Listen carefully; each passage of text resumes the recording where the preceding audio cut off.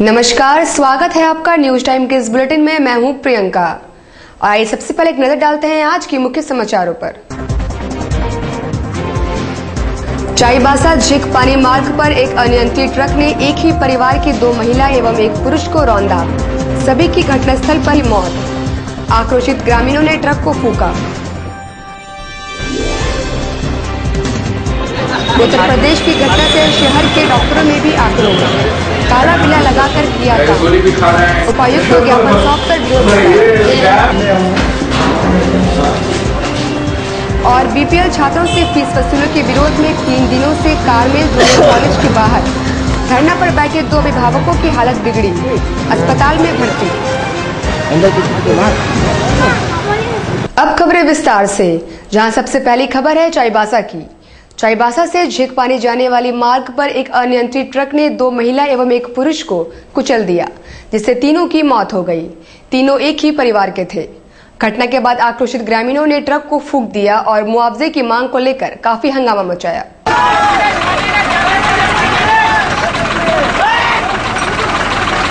घटना मंगलवार की शाम 7 बजे हुई। दोनों महिलाओं की घटना स्थल पर ही मौत हो गई, जबकि पुरुष की मौत अस्पताल ले जाने के क्रम में हो गई। दुर्घटना से आक्रोशित ग्रामीणों ने ट्रक को आग के हवाले कर दिया। घटना की जानकारी मिलते ही मुफस्सिल थाना पुलिस मौके पर पहुंच गई। उग्र ग्रामीणों को शांत कराने का प्रयास पुलिस कर रही है। ग्रामीण अन्य वाहनों को जलाने का प्रयास कर रहे हैं। मौके पर पहुंचे एसडीओ असीम किस्पोट्टा ने ग्रामीणों को समझाया। बताया जाता है कि मरने वाले एक ही परिवार के हैं। वे झींकपानी के रहने वाले थे।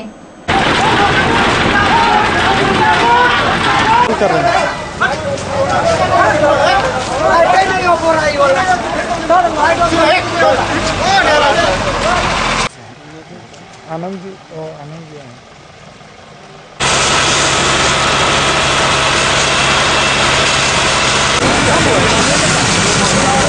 वहीं दूसरी ओर उत्तर प्रदेश में डॉक्टरों के साथ मारपीट की घटना से पूरे देश भर के डॉक्टरों में आक्रोश व्याप्त है।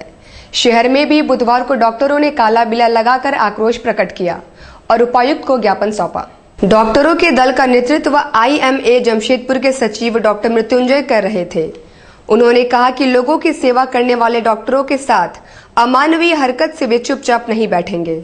उन्होंने ऐसी हरकतों की निंदा की और दोषियों को गिरफ्तार करने की मांग की है। जो डॉक्टर्स के साथ हुआ, अत्याचार हुआ है, पुलिस वाले और नेता लोग जो किए हैं, उसके अगेंस्ट में हम लोग जो है सो उसे मिलने आए थे और आज हम लोग शाम को 6 बजे कैंडल मार्च करेंगे। उसके बावजूद भी कोई वैसा सोल्यूशन नहीं निकला। कल जो है सो 6 तारीख को पूरा समस्त पूरे ऑल ओवर इंडिया जैसे OPD बंद रहेगा। क्या मांग हम लोग का है? जो स्टूडेंट लोग को पकड़ा गया है, जो निर्दोष है, उसको तुरंत अविलंब रिहा किया जाए और जो उनके साथ मारपीट किया है उसको जो सो अविलंब गिरफ्तार किया जाए। बीपीएल बच्चों से फीस वसूली के विरोध में कारमेल जूनियर कॉलेज के सामने पिछले 3 दिनों से अनिश्चितकालीन अनशन पर बैठे 2 अभिभावकों की हालत बिगड़ जाने के बाद उन्हें अस्पताल में भर्ती कराया गया है। अभिभावक संघ के अध्यक्ष डॉक्टर उमेश कुमार के नेतृत्व में कारमेल जूनियर कॉलेज प्रबंधन के खिलाफ अनिश्चितकालीन अनशन पर बैठे 7 अभिभावकों में से 2 की हालत बिगड़ जाने से उन्हें अस्पताल भेजा गया। धरने पर बैठे बीपीएल श्रेणी के बच्चे के अभिभावक गौतम धीवर और जया महुआ की तबीयत बुधवार की सुबह अचानक बिगड़ गई। उनका रक्तचाप गिर गया। गौतम धीवर की दशा ज्यादा गंभीर लगी। उनकी आंख पलट गई थी। डॉक्टर उमेश कुमार ने बताया कि सिविल सर्जन से बार बार आग्रह करने के बावजूद एम्बुलेंस की व्यवस्था नहीं की गई। बाद में निजी वाहन से उन्हें तत्काल एफजेएम अस्पताल भेजा गया।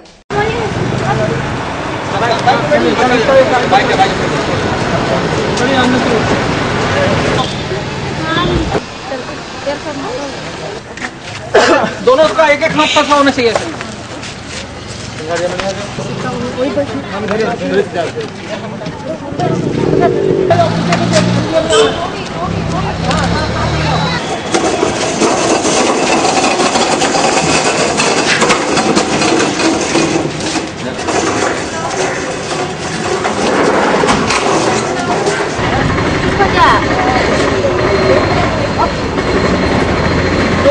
तीन दिनों से हम आज तीसरा दिन है और स्थिति आप देख रहे हैं कि 2 भूख हड़तालियों का जो है तबीयत काफ़ी खराब हो चुका है। एक तो काफ़ी सीरियस हो चुका है प्रशासन से हम बार बार पिछले कितने लोग बैठे थे टोटल? पूरे 6 अभिभावक थे और एक मैं 7 लोग टोटल बैठे थे। और स्थिति ये है कि 2 आप देख चुके हैं और पिछले 1 घंटे से मैं प्रशासन से रिक्वेस्ट कर रहा हूँ, बार बार एमजीएम प्रबंधन से रिक्वेस्ट कर रहा हूँ, लेकिन स्थिति देख रहे हैं कि हमें प्राइवेट वैन में भेजना पड़ता है एक आंदोलनकारी को। ये स्थिति है। क्या स्कूल की तरफ से कोई स्कूल की तरफ से हमेशा बकवास ही होता रहा है, हमेशा दोषारोपण अभिभावकों पर ही करते रहे।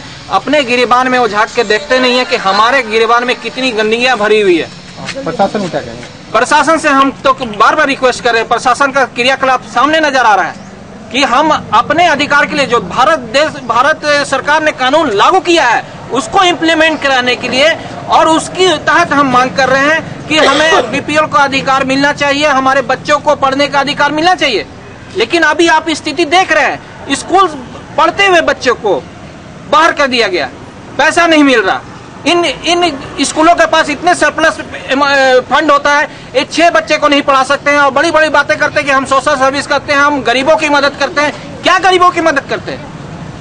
ये स्थिति है। राज्य भर में कुल 5 विश्वविद्यालय हैं, जिनमें कोल्हान विश्वविद्यालय की उम्र अर्थात 5 वर्ष पूर्व ही इसका गठन हुआ, मगर शैक्षणिक विकास के मामले में अन्य विश्वविद्यालय की तुलना में काफी बेहतर स्थिति में है। झारखंड में कुल 5 विश्वविद्यालय हैं और उनके माध्यम से राज्य भर के बच्चों के लिए पठन पाठन के जरिए उनका शैक्षणिक विकास किया जाता है। कोल्हान विश्वविद्यालय इनमें सबसे युवा है। महज 5 वर्ष पूर्व ही कोल्हान विश्वविद्यालय की स्थापना हुई और इतने कम समय में ही विश्वविद्यालय की शैक्षणिक गतिविधियां एवं संचालन संतोषप्रद रहा। समय पर परीक्षाओं का संचालन, परीक्षा फल के साथ दीक्षांत समारोह यह दर्शाता है कि विश्वविद्यालय का संचालन संतोषप्रद ढंग से हो रहा है और अपने उद्देश्यों के प्रति विश्वविद्यालय प्रबंधन सजग है। विश्वविद्यालय के लिए कई नए भवनों का निर्माण भी जारी है। एक नया विश्वविद्यालय है और इसका स्थापना 2009 में हुआ है और उस समय से अभी तक यहाँ पर पूरी तरह से इंफ्रास्ट्रक्चर डेवलप नहीं हो पाया है। लेकिन इसके बावजूद भी कोल्हान विश्वविद्यालय अन्य विश्वविद्यालय से, जो झारखंड में 5 विश्वविद्यालय हैं, उससे हर स्तर पर अपने पैरेलल चल रहा है। कुछ चीज़ें में आगे भी चल रहा है। सारा यहाँ पर एग्जाम जो भी परीक्षाएं हैं वो टाइम पर हो रही हैं। परीक्षाएं का फॉर्म भराया जा रहा है अभी टाइम पर और इनका रिजल्ट भी हो रहा है टाइम पर। कन्वोकेशन, पहला दीक्षांत समारोह हुआ और अन्य भी जो भी हैं, बिल्डिंग का भवन निर्माण, ये सब युद्ध स्तर पर चल रहा है और सारे अधिकारी लोग टीम भावना से कार्य कर रहे हैं। देश भर के जाने माने हास्य कवि शहर के लोगों को भी गुदगुदाएंगे। 8 मार्च को Tata steel security training centre मैदान में हास्य कवि सम्मेलन का आयोजन किया गया है। टाटा स्टील अर्बन सर्विस द्वारा आयोजित होने वाले हास्य कवि सम्मेलन में देश भर के जाने माने हास्य कवि जैसे अशोक चक्रधर, प्रदीप चौबे, सर्वेश अस्थाना, के अग्निहोत्री अपने चुटीली कविताओं से लोगों को हंसाएंगे और गुदगुदाएंगे। उक्त जानकारी बुधवार को एक संवाददाता सम्मेलन में दी गई। हर वर्ष की तरह इस साल भी हम लोग एक तकनीकी सम्मेलन आयोजित कर रहे हैं, जो कि SNTI सभागार में 7 मार्च को एक पूरे दिन का सेमिनार के रूप में आयोजित किया जा रहा है। और इसका जो थीम है वो challenges and trends in modern day fabrication है। इसमें जो विभिन्न संस्थाएं हैं जो मैन्युफैक्चरिंग करती हैं, जो हमारे उद्योग हैं, आदित्यपुर इंडस्ट्रीज के और जमशेदपुर की तमाम जो इंडस्ट्रियल यूनिट्स हैं, वो इसमें भाग ले रही हैं। जिला प्रशासन द्वारा आपराधिक घटनाओं की रोकथाम के लिए ठोस कदम उठाए जा रहे हैं। इसके तहत शहर के चिन्हित स्थानों पर CCTV कैमरे लगाए जाएंगे। इसके लिए स्थल का चयन भी कर लिया गया है।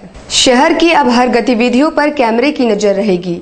जिला प्रशासन द्वारा शहर के चिन्हित स्थानों पर CCTV कैमरे लगाने की कवायद आरंभ कर दी गई है। इसके तहत एडगॉम नामक कंपनी से करार किया गया है।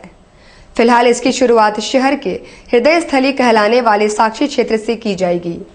इस क्षेत्र में 15 स्थानों का चयन किया गया है। इसके लिए पूजन अनुष्ठान के साथ काम शुरू कर दी गई है। एडकॉम कंपनी के निदेशक प्रवेश कुमार ने बताया। लगाने का एसपी साहब का आदेश है और उसी के तहत एसपी साहब किए हैं हेमाटोम को। शहर में हर चौक चौराहे पे जहाँ से क्रिमिनल या कोई संदिग्ध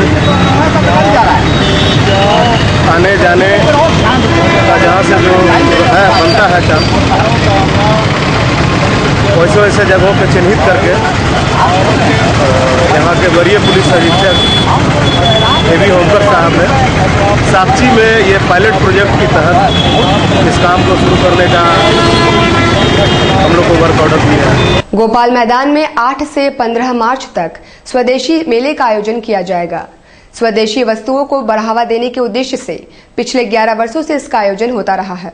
गोपाल मैदान में 8 से 15 मार्च तक स्वदेशी मेला का आयोजन किया जाएगा। उक्त जानकारी आयोजकों में एक वंदे शंकर सिंह ने दी। मेले के लिए बुधवार को भूमि पूजन का आयोजन भी हुआ। इस बार मेले में आकर्षण का केंद्र होगा विभिन्न राज्यों के हस्तशिल्प सामग्रियां। इससे न सिर्फ स्वदेशी सामानों को बढ़ावा मिलेगा बल्कि देश आर्थिक रूप से समृद्ध भी होगा। से 15 मार्च तक गोपाल मैदान में स्वदेशी मेले का आयोजन हो रहा है। इस मेले के आयोजन हेतु भूमि पूजन का कार्यक्रम हम लोग आज कर रहे हैं। कितने सालों से कर रहे हैं आप लोग? हम लोग 11 सालों से इस मेले का आयोजन करते आए हैं। आकर्षण का केंद्र क्या है? इस मेले के आकर्षण का केंद्र देश के सभी राज्यों से हस्तशिल्प तथा और अन्य उत्पाद इस मेले में प्रदर्शित होंगे और इसमें बिक्री के लिए उपलब्ध रहेंगे। मुख्य निर्वाचन आयोग द्वारा बुधवार को लोकसभा चुनावों की तिथियों की घोषणा कर दी गई है। झारखंड में 3 चरणों में चुनाव होंगे जो 10 अप्रैल, 17 अप्रैल और 24 अप्रैल को होगा। इसके साथ ही आचार संहिता भी लागू हो गई है। जिला निर्वाचन पदाधिकारी एवं उपायुक्त डॉक्टर अमिताभ कौशल ने संवाददाता सम्मेलन बुलाकर चुनाव कार्यक्रमों की जानकारी दी। उन्होंने बताया कि 10 अप्रैल को होने वाले प्रथम चरण के मतदान के लिए नॉमिनेशन फाइल की अंतिम तिथि 22 मार्च होगी और नामांकन वापसी की अंतिम तिथि 26 मार्च होगी। 16 मई को वोटों की गिनती होगी। उपायुक्त ने कहा कि सभी संवेदनशील बूथों को चिन्हित कर लिया गया है जहां सुरक्षा के पुख्ता इंतजाम होंगे। जनरल इलेक्शन टू लोकसभा 2014 का शेड्यूल अनाउंस कर दिया गया है। शेड्यूल के अनुसार पूर्वी सिंहभूम जिले में पार्लियामेंट्री कॉन्स्टिट्यूएंसी 9 जमशेदपुर के लिए लोकसभा चुनाव 17 अप्रैल को होगा। नोटिफिकेशन 19 मार्च को निर्गत किया जाएगा। नामांकन दाखिल करने की अंतिम तिथि 26 मार्च है। स्क्रूटनी नॉमिनेशंस की 27 मार्च को की जाएगी। Last date for withdrawal of candidature 29 March है। पोलिंग 17 अप्रैल होगी जैसा मैंने पहले कहा और काउंटिंग 16 मई को निर्धारित है। सुरक्षा का क्या इंतजाम किया जा रहा है? सुरक्षा के इंतजाम सभी क्षेत्र की भौगोलिक स्थिति और वहाँ की डिटेल एनालिसिस करके हम लोग स्ट्रेटेजी बना रहे हैं जिससे कि फ्री एंड फेयर पोल को संभव। चुनाव आचार संहिता लागू हो गया है। हाँ। इसके बाद अगर कोई पार्टी प्रदर्शन करता है तो क्या कार्रवाई होगी? देखिए, मॉडल कोड ऑफ कंडक्ट के डूज एंड डोंट्स बहुत क्लियर हैं और हम लोग इमीडिएटली पॉलिटिकल पार्टीज़ के साथ भी बैठक करने जा ही रहे हैं। उनको भी इसकी जानकारी मिल जाएगी। आपके माध्यम से भी आप लोग को भी मॉडल कोड ऑफ कंडक्ट की सारे डिटेल इंस्ट्रक्शंस कमीशन के उपलब्ध करा दिए गए हैं। तो मेरा अनुरोध होगा कि आपके माध्यम से भी पब्लिक के बीच मैसेज क्लियर रहे कि मॉडल कोड ऑफ कंडक्ट के क्या क्या डूज एंड डोंट्स हैं और उसके बाद यदि कोई मॉडल कोड ऑफ कंडक्ट के वायलेशन की बात सामने आती है तो लीगल कार्रवाई की जाएगी। मतदान साक्षी को चेकअप में प्रदर्शन किया है अभी। मैंने कहा ना, जहां पर भी यदि जो भी मॉडल कोड ऑफ कंडक्ट के वायलेशन की बात सामने आएगी उसकी जांच कराई जाएगी और जांच के बाद नियमानुसार कार्रवाई की जाएगी। मतदान के प्रति जागरूकता लाने के लिए आम जनता को कैसे जागृत करेंगे, क्या प्लानिंग है अपनी? उसके लिए सबसे महत्वपूर्ण कंपोनेंट था अधिक से अधिक संख्या में एनरोलमेंट करना। वो हम लोग ने लास्ट स्पेशल समरी रिवीजन में हम लोग ने 1.5 लाख से अधिक वोटर्स का एनरोलमेंट किया। उसके अलावा कैंपस एम्बेसडर्स अपॉइंट किए गए हैं जो कि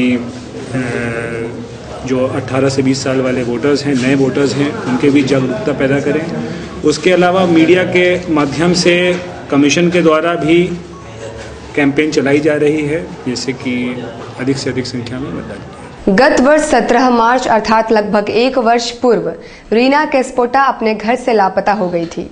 उसकी मां शोभा केस्पोटा ने उपेंद्र नाग नामक युवक पर अपहरण का मामला दर्ज किया था, मगर अभी तक पुलिस की ओर से कोई ठोस कदम नहीं उठाया गया है। बुधवार को एसएसपी के पास अपनी पुत्री के बरामदगी के लिए गुहार लेकर पहुंची शोभा ने कहा कि सीधगोड़ा थाना का चक्कर काटकर वह थक चुकी है। ये किडनैपिंग मामला है, ये 17 मार्च का केस है, 1 साल हो गया है और अब तक कोई कार्रवाई नहीं हुआ है। ये बच्ची को हम लोग सीधगोड़ा थाना एसपी, डीएसपी, डीसी सबके पास गए पर कोई कार्रवाई नहीं। क्या नाम था बच्ची का? बच्ची का रीनी केस्पोटा है और लड़का का उपेंद्र नाग है। लड़की नाबालिग 7 क्लास की स्टूडेंट है। कितना उम्र है? उम्र है 13 साल उम्र है और लड़का का घर है फूटी टकरा का है लड़का।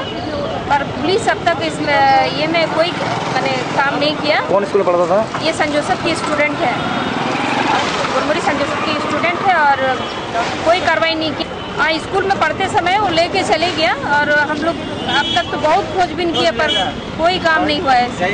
और अगर प्रशासन यही ऐसा ही करता रहेगा तो फिर हम आत्महत्या कर लेंगे। गत 23 फरवरी को घोड़ाबांधा में पति की पिटाई कर पत्नी से छेड़छाड़ के मामले को लेकर गोविंदपुर के निवासियों ने एसएसपी को ज्ञापन सौंपा।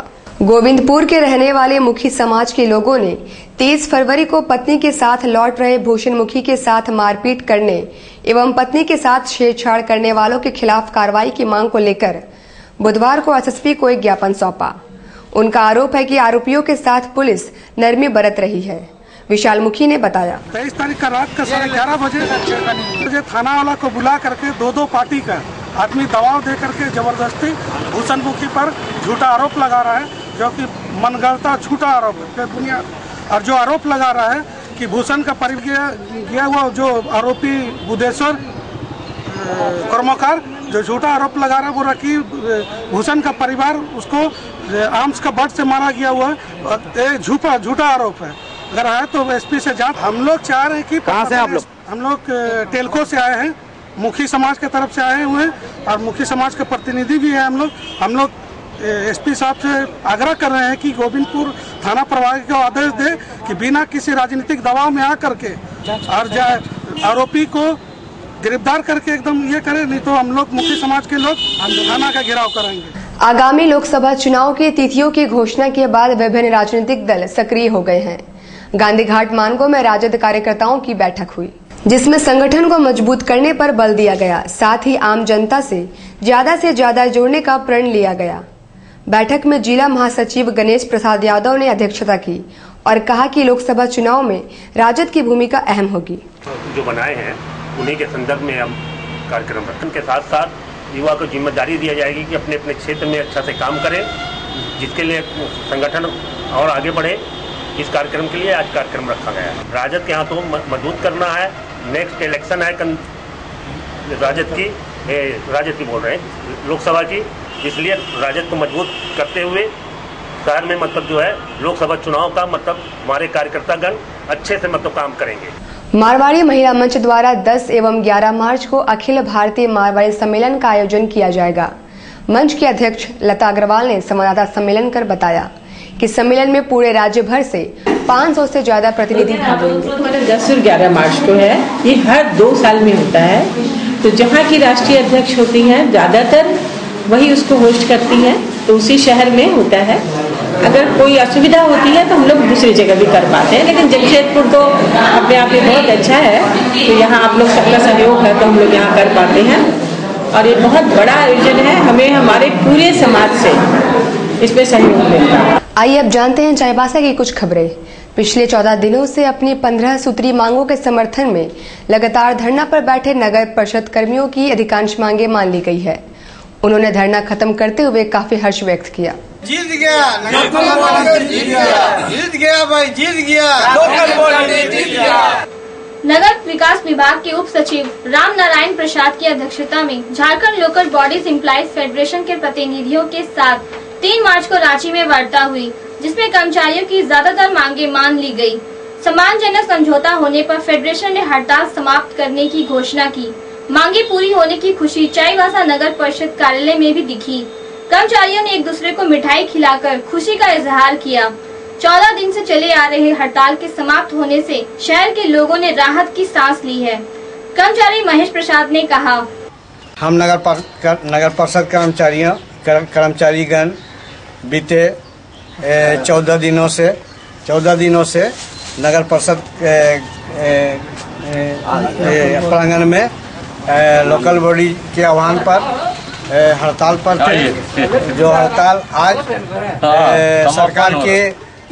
सरकार के सभी मांगों के हमारी सभी मांगों के साथ टूट गई है और हम सभी कर्मचारियों ने अपना योगदान कार्यालय में कर दिया है।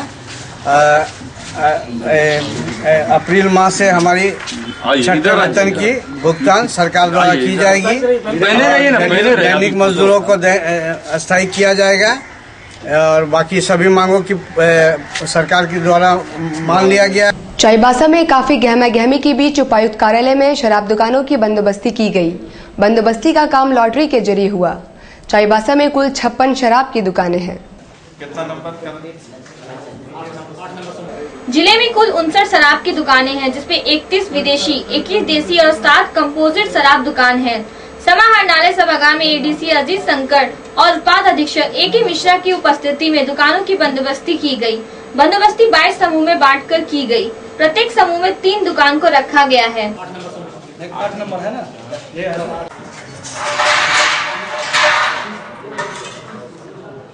4 नंबर पहला भी ये था। 4 number Gurpreet Singh.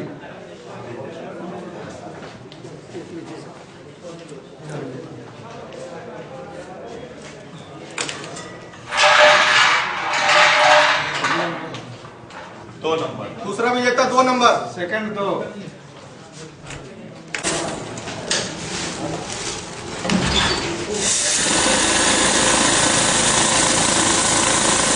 Kumar Singh 2 number. 3 number दीजिए निर्भय कुमार शर्मा। निर्भय कुमार शर्मा जी।